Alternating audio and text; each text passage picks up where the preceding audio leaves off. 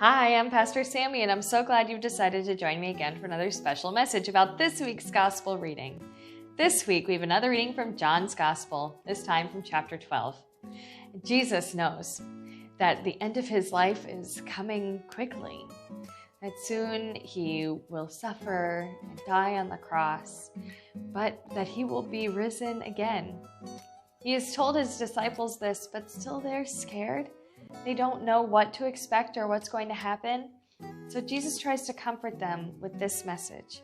He says, "Very truly I tell you, unless a grain of wheat falls into the earth and dies, it remains just a single grain.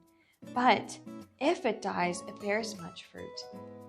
Now, this image of seeds and fruit has just been in my mind all week, and it's really got me thinking. Now, just imagine that I don't have a grain of wheat, but I have this sunflower seed. It doesn't have the hole, but you get the idea. This little sunflower seed, if it was planted in the ground, it would grow roots down and it would germinate up out of the soil. It would grow and grow and grow into a giant sunflower, the huge head, something kind of like this. This one's silk, but you get the idea.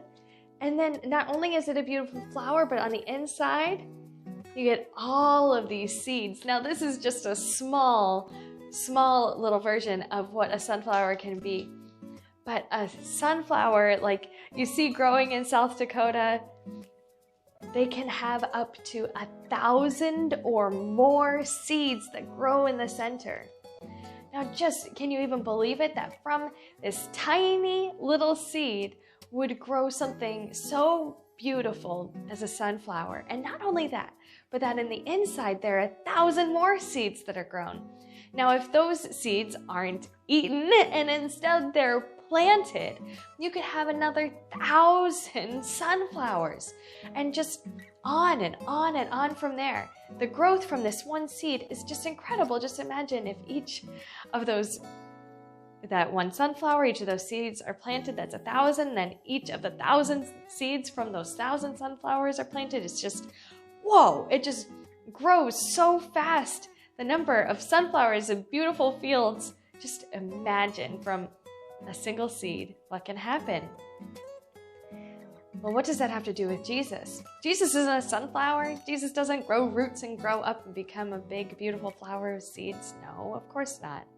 What I think Jesus is saying is that even though he is going to die, and that's scary, and it will feel very sad, that's not the end of the story.